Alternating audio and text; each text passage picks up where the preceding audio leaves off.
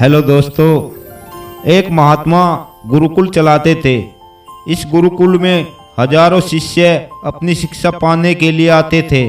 इन कई सारे शिष्यों में से एक शिष्य ने एक बार अपने गुरु से सवाल किया। उसने कहा, गुरुजी, अगर आप बुरा न माने तो आपसे एक प्रश्न पूछना चाहता हूँ। गुरु ने कहा, हाँ, तुम मुझसे कोई भी प्रश्न पूछ सकते हो और मैं तुम्हें उसका संतोषजनक उत्तर देने का प्रयत्न करूंगा। शिष्य ने गुरु से पूछा, आप बहुत ज्ञानी और विद्वान हैं, इसमें कोई दो राय नहीं है। जिस तरह हमें आपसे ज्ञान मिलता है, यानी कि आप हमारे गुरु हैं, मैं जानना चाहता हूं कि आपके सबसे बड़े गुरु, जिसने आपको जीवन का सबसे महत्वपूर्ण ज्ञान मिला, वह कौन है? गुरु ने कहा कि वैसे तो मेरे जीवन में हजारों गुरु हैं, जिन्होंने मुझे जीवन के सफर में कुछ न कुछ जरूर सिखाया है, लेकिन मैं मेरे 3 प्रमुख गुरुओं के बारे में तुम्हें बताना चाहूँगा। मेरा पहला गुरु एक चोर था। एक बार मैं एक लंबी यात्रा से किसी गांव से गुजर रहा था।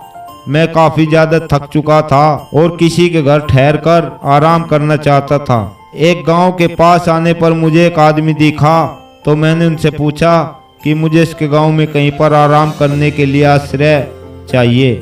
उस आदमी ने अपना परिचय देते हुए मुझसे कहा कि वह एक चोर है और इस गांव में ज़्यादातर लोग नास्तिक हैं, इसलिए कोई भी मुझे वहां आश्रय नहीं देगा। साथ ही उसने मुझे कहा कि अगर मैं चाहूँ तो उसके घर ठहर सकता हूँ। मेरे पास और कोई दूसरा रास्ता नहीं था, इसलिए मैं उसके साथ उसके घर चला गया। उसने मेरे अच्छे से सेवा की, मुझे खाना पीना और आराम करने के लिए बिस्तर दिया।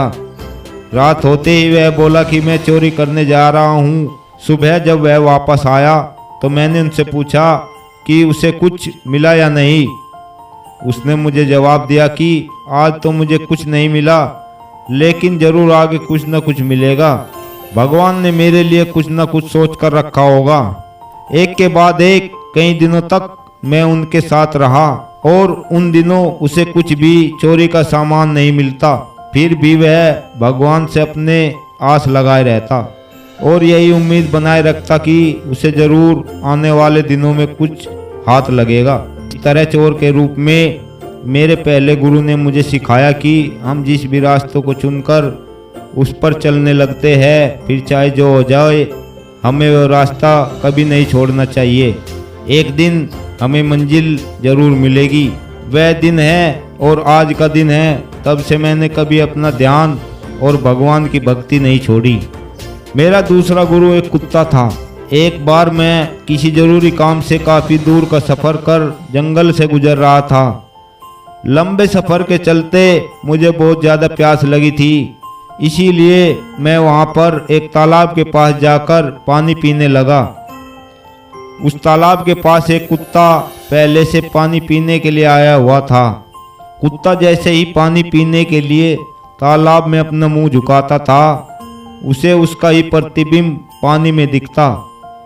उस प्रतिबिंब को दूसरा कुत्ता समझकर डर जाता था और पीछे हट जाता।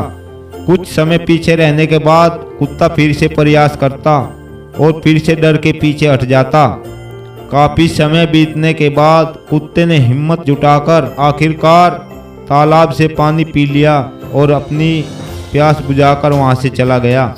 मेरे उस दूसरे गुरु ने मुझे सिखाया कि जीवन में चाहे जितनी बड़ी समस्या या मुसीबत आ जाए, अगर हम उससे जूझते रहेंगे, लड़ते रहेंगे, तो उसे ज़रूर हराने में कामयाब भी होंगे और तभी हमें सफलता मिलेगी। मेरा तीसरा और प्रमुख गुरु एक 4 साल का छोटा बच्चा था। एक बार मैंने एक बच्चे को मोमबत्ती हाथ में लेकर चर्च की तरफ दौड़ते हुए देखा। मुझे उसे देखकर थोड़ी शरारत सूझी।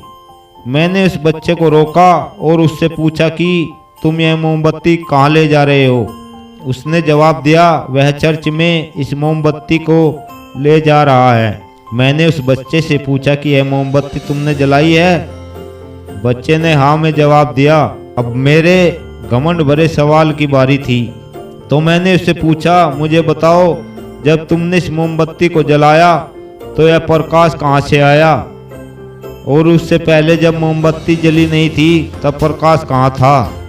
बच्चे ने मेरे सवाल के जवाब में अपने हाथ में पकड़ी मोमबत्ती को फूंक मारकर बुझा दिया और बोला, आप देख लीजिए, पहले प्रकाश था और अब नहीं है। आपकी आंखों के सामने वह कहाँ गया, यह मुझे बताइए। मेरे उस छोटे से गुरु ने मुझे उस दिन सिखाया कि आप चाहे जितने विद्वान हो, आपने चाहे जितना ज्ञान प्राप्त कर लिया हो, आपको हमेशा विनम्र रहना चाहिए, कभी घमंड नहीं करना चाहिए। इस कहानी से हमें सीख मिलती है कि जीवन में हमेशा सीखते रहना कितना ज़रूरी है। चाहे फिर वह शिक्षा हमें कहीं से भी मिली, किसी से भी मिले, इससे कोई फर्क नहीं पड़ता। फर्क पड़ता है हमेशा विनम्र बने रहने से और कभी घमंड ना करने से। आपको यह कहानी अगर अच्छी लगी हो तो सब्सक्राइब जरूर करें। धन्यवाद।